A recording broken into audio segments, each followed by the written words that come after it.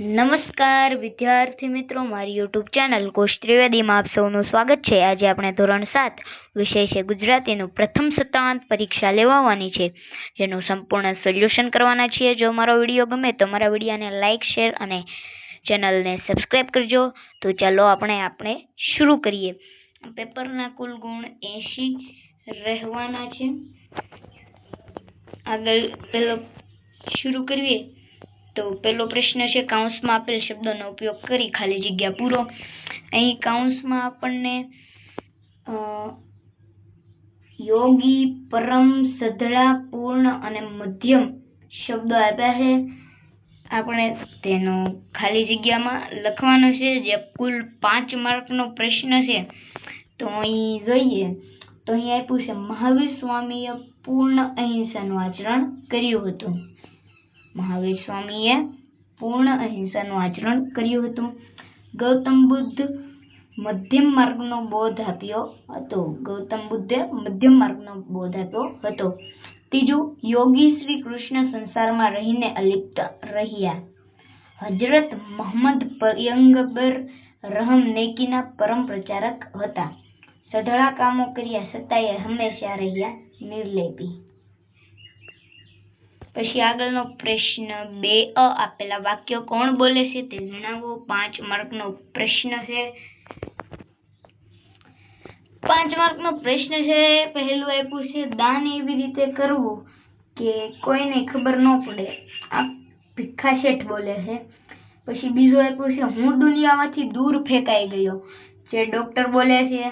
પછી મારી મદદ વિશે કોઈને જણાવ્યું નહીં, ભીખા શેઠ। કોણ બોલે છે? મારી મદદ વિશે કોઈને જણાવતા નહીં, તે ભીખા શેઠ બોલે છે। ચોથું આપ્યું છે, દવાખાના કરવા માટે મકાનની જરૂર છે, જે ડોક્ટર બોલે છે। આગળ જઈએ તો 5મું આપ્યું છે, મને નાગની વાતો સાંભળીને બહુ બીક લાગે છે, જે કોણ? સોના બોલે છે, સોના। પછી આગળનો પ્રશ્ન 2 આપેલા વાક્યો ખરા છે કે ખોટા તે જણાવો।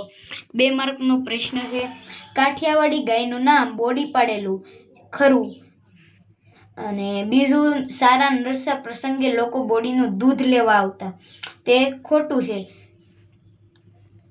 પછી આગળનો પ્રશ્ન 2 સાચા વિકલ્પ પસંદ કરો। 3 માર્કનો પ્રશ્ન છે, પહેલું છે, કૃષ્ણ પ્રભુ શું હતા?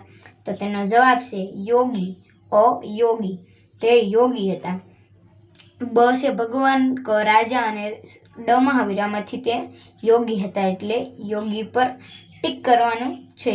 પછી આપણને આપ્યું છે બીજું, ભીખા શેઠ કયા ગામમાં રહેતા હતા? અમદાવાદ, બ ભાવનગર, ક ગંગાપુર કે ડ દુધાળા?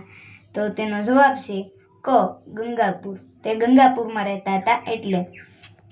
આગળનો પ્રશ્ન 3, નીચેના પ્રશ્નોના એક વાક્યમાં જવાબ આપો। 5 માર્કનો પ્રશ્ન છે મિત્રો। અહીંયા આપ્યું છે, બંધ શું ઉપાડો? બંધુ શું ઉપાડો? તો તેનો જવાબ છે બંધુ ચરણ ઉપાડો। પછી છે, અહીં ઊભા રહીશું તો શું? તો તેનો જવાબ છે અહીં ઊભા રહીશું તો મોત। ત્રીજો છે, ચાલો ચરણ ઉપાડો કાવ્યમાં કેવી શું ભૂલવાનું કહ્યું છે? તો તેનો જવાબ છે, ચાલો ચરણ ઉપાડો કાવ્યમાં કવિ ભેદ ભૂલવાનું કહ્યું છે। આગળનો પ્રશ્ન 4, યોગ્ય વિરામ ચિહ્ન મૂકો।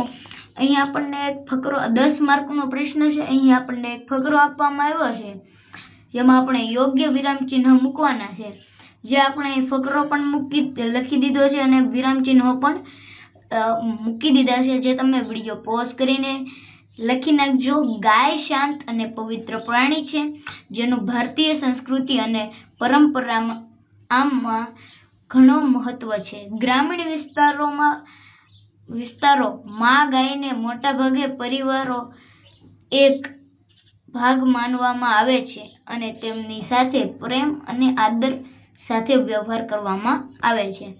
આવી રીતે આપણને કરવાનો છે। પ્રશ્ન 4 પૂરો, 10 માર્ક બેઠા છે। પ્રશ્ન 5 પર જઈએ તો વાક્ય ક્રમમાં ગોઠવવાના છે, જે આપણે લખી પણ નાખ્યા છે અને ક્રમમાં ગોઠવી પણ નાખ્યા છે, જે તમે વિડીયો પોઝ કરીને વાંચી નાખજો। પ્રશ્ન 6 આપ્યો છે, ટૂંક જવાબ આપો।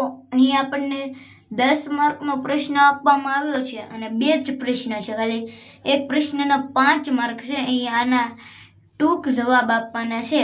તો પહેલું છે ભીખા શેઠ કોણ હતા, તેનો ટૂંક જવાબ લખવાનો છે. અને ધૂમકેતુ કોણ હતા અને તેઓને શું લખ્યું હતું, તે તમારે જવાબ ટૂંકમાં લખવાનો છે. પ્રશ્ન 9, પ્રશ્નોના જવાબ આપો. અહીં આપણને પ્રશ્ન અને પ્રશ્નોના જવાબ આપ્યા છે. પહેલું છે તમારે ક્યારે શેરી વાળવામાં આવે છે, અમારા રોજ શેરી વાળવામાં આવે છે. પછી બીજું છે તમારા મિત્રને બહારનું શું ખાવાની ટેવ છે, તેનો જવાબ છે મારા મિત્રને બહારનું ઘણું ખાવાની ટેવ છે, પણ તે વધારે મંચુરિયન ખાય છે. ત્રીજો પ્રશ્ન પુસ્તકાલય શી રીતે ઉપયોગી છે, તેનો જવાબ છે પુસ્તકાલય પુસ્તક વાંચવા માટે ઉપયોગી છે. ચોથો તમે જાણતા હોય તેવા ગાયિકા કે ગાયકના નામ લખો. હું ઘણા ગાયિકા અને ગાયકને જાણું છું, તેમાંથી આદિત્ય ગઢવી અને ગીતા રબારી જાણીતા છે. પાંચમું અનલિમિટેડ એટલે શું, અનલિમિટેડ એટલે લિમિટ ન હોય તેવું. હવે આગળનો પ્રશ્ન 8, આપેલા ચિત્ર પરથી નિબંધ લખવાનો છે. મિત્રો અહીં આપણને ચિત્ર દેવામાં આવ્યું છે. અહીં એક વૃક્ષ છે અને આ ચિત્ર ક્યારનું છે ખબર છે તમને, સૂરજ છેલ્લે ઢળતો હોય એટલે હોય ત્યારનું આ ચિત્ર છે, જેના પરથી તમારે નિબંધ લખવાનો છે. આગળનો પ્રશ્ન 8, આપેલ વિષય પર 10 લીટી લખો. હવે ગમે તે એક 10 માર્કનો પ્રશ્ન છે, 10 લીટી લખવાની છે. જો તમને મેં કરેલ પ્રવાસ પરથી અથવા તો મારું પાલતું પ્રાણી, આ બેમાંથી ગમે તે એક વિષય પર 10 લીટી લખવાના છે, એટલે તમને બેઠ્યા 10 માર્ક મળી જશે. તો મિત્રો અહીં આપણું પેપર પૂરું થાય છે.